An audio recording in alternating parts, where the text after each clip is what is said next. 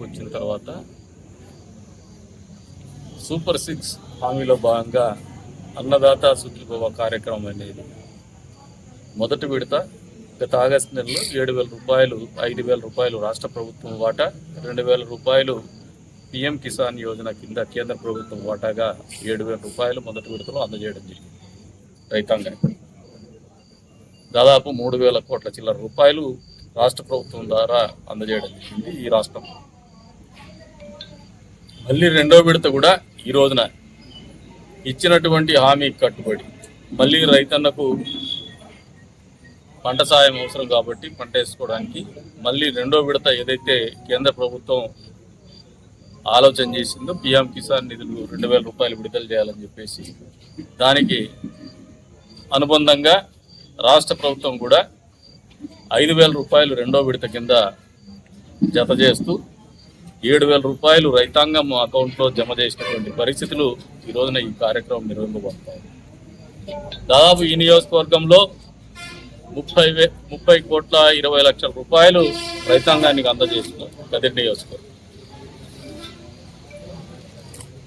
ఈ రోజున 17 నెలల కాలంలో జగన్మోహన్ రెడ్డి గారు ఏం ఆలోచన చేసినారంటే సూపర్ 6 అందజేయలే అని చెప్పేసి మాట్లాడుతున్నారు. రైతుల దగ్గరికి పోతే చెప్తారు సూపర్ 6 అమలైందా లేదా, తల్లుల దగ్గరికి పోతే చెప్తారు సూపర్ 6 అమలైందా లేదా, పిల్లల దగ్గరికి పోతే తెలియజెప్తారు సూపర్ 6 అమలైందా లేదా. అంతే స్థాయిలో మీరు రోడ్ల మీద నడుచుకుంటూ పోయినా, మోటార్ సైకిల్లో పోయినా, కారులో పోయినా మీకు ఆ తేడా గతంలో 5 సంవత్సరాల్లోకి ఇప్పటికీ ఆ తేడా తెలియవస్తుంది. ఈ నియోజకవర్గంలో మీరు ప్రతి మండలంలో కూడా ఒక గాండ్లపెంటతో బట్టి ఇంకా టెండర్ ప్రాసెస్ ఉంది. అది కూడా చేయాల్సింది. మిగతా చోట్ల పోయి చెరువుల్లో పోయి నీళ్లు చూస్తే తెలుస్తుంది అభివృద్ధి ఏం చేస్తున్నారు, ఈ ప్రభుత్వానికి రైతాంగం పట్ల ఎంత చిత్తశుద్ధి ఉంది. అంతేకాకుండా చదువుకున్నటువంటి పిల్లల పట్ల వాళ్ళ యూనిఫామ్ చూస్తే తెలుస్తుంది ఎంత మేరకు విద్యాశాఖ మంత్రి గారికి చిత్తశుద్ధి ఉంది పిల్లల భవిష్యత్తు పట్ల, వాళ్ళ జీవన ప్రమాణాల పట్ల.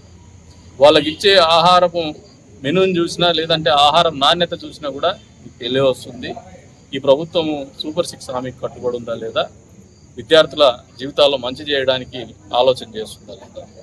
మైనార్టీ ఇమాం మౌజన్లకి రెండో విడతగా నిన్నటినే మళ్ళీ 90 కోట్ల రూపాయలు విడుదల చేసినారు. మళ్ళీ మైనార్టీలకి గత ప్రభుత్వ హయాంలో మీరు బకాయిలు పెట్టిపోయారు. ఇమాం మౌజన్ల జీతాలు ఇవ్వాల, గౌరవవేతనం. ఆ గౌరవవేతనం మొదలుపెట్టింది కూడా చంద్రబాబు నాయుడు గారి. ఈ రోజున మీరు అందరూ ఆలోచన చేస్తే మళ్ళీ హజ్ యాత్రకి మళ్ళీ డబ్బులు ప్రకటించినారు. మౌలానా సబ్సిడీ ప్రకటించినారు 1,00,000 మౌలానా అబ్దుల్ కలాం ఆజాద్ గారి జన్మదినాలు.